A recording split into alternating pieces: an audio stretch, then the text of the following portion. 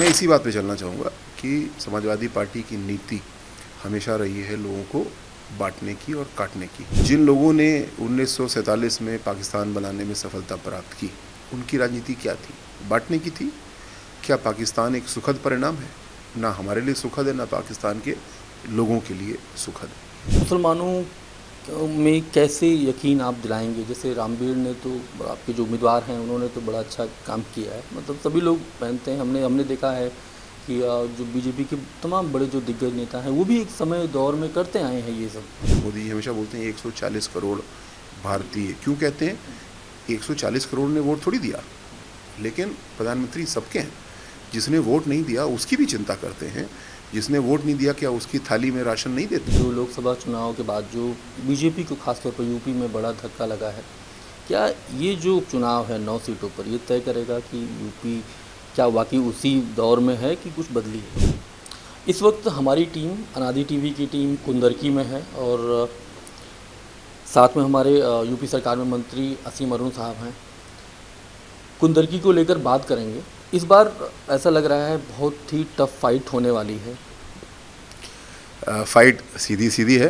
Bharatiya Janata party ने जो तैयारी की है उसकी वजह से कुंदरकी में भारतीय जनता पार्टी काफ़ी ऊपर चल रही है।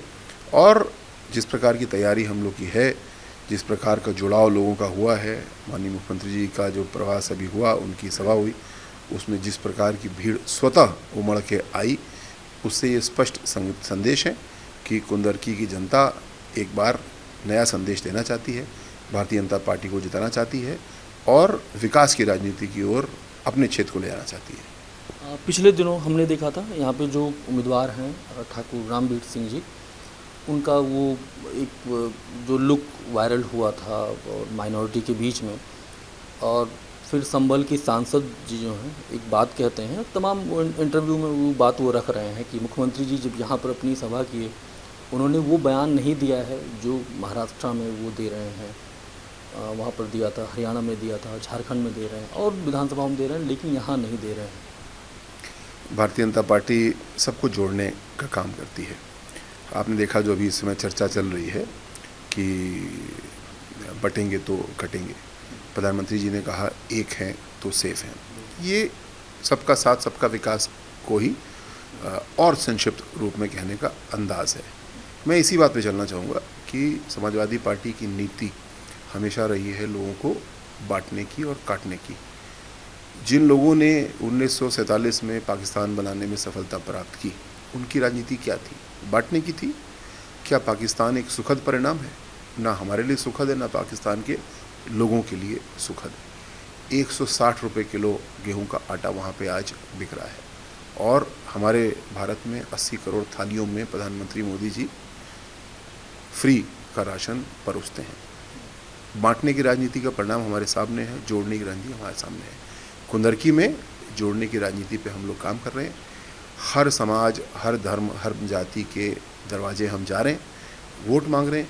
कहीं यहाँ ज़्यादा मिलेगा, कहीं वहाँ ज़्यादा मिलेगा। हमें विश्वास है कि जीत हमारी होगी। मुसलमानों में कैसे यकीन आप दिलाएंगे? जैसे रामवीर ने तो, आपके जो उम्मीदवार हैं उन्होंने तो बड़ा अच्छा काम किया है, मतलब सभी लोग पहनते हैं। हमने देखा है कि जो बीजेपी के तमाम बड़े जो दिग्गज नेता हैं वो भी एक समय दौर में करते आए हैं ये सब, लेकिन पिछले 5-6 सालों में हम देख रहे हैं इस तरह की तस्वीरें नहीं आती हैं सामने हमारे।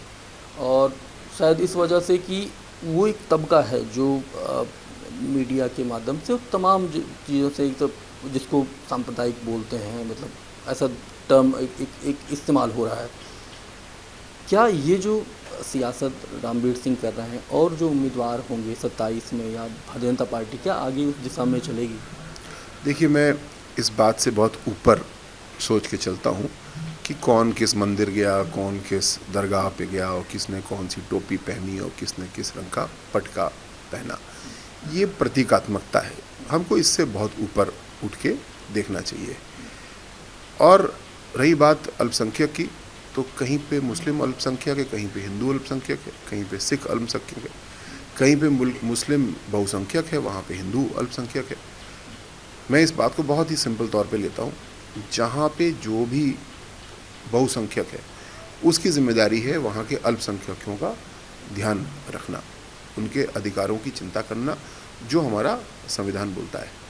कश्मीर की अगर बात करें तो कश्मीर के मुसलमान भाइयों की जिम्मेदारी है कि वहाँ के अल्पसंख्यकों का ध्यान रखें, उनके ऊपर अत्याचार न होने दें। जहाँ पे हम हिंदू के रूप में बहुसंख्यक हैं, हमारी जिम्मेदारी है ये ध्यान रखना कि किसी के साथ, मुस्लिम में कोई भी अल्पसंख्यक हो या भाषा के आधार पर अल्पसंख्यक हो, उसके साथ अत्याचार ना हो। ये हमारे संविधान का भाव है और यही समाज में होना चाहिए और यही हमारी राजनीति है।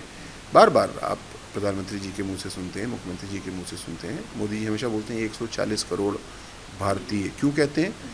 140 करोड़ ने वोट थोड़ी दिया, लेकिन प्रधानमंत्री सबके हैं।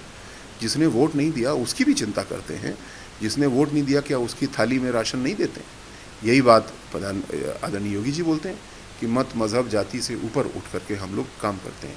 जब किसी को मुख्यमंत्री आवास मिलता है, मुख्यमंत्री जी की तमाम योजनाएं, विशेषकर मैं बात करूं तो स्वास्थ्य की जो योजना है जिसके तहत वो मदद करते हैं गरीब परिवारों की, क्या मत, मजहब, जाति देख करके दिया जाता है? नहीं, जो ज़रूरतमंद है उसको दिया जाता है। और मैं योगी जी की भाषा के इस्तेमाल करूँ तो तुष्टिकरण किसी का नहीं और संतुष्टिकरण सबका।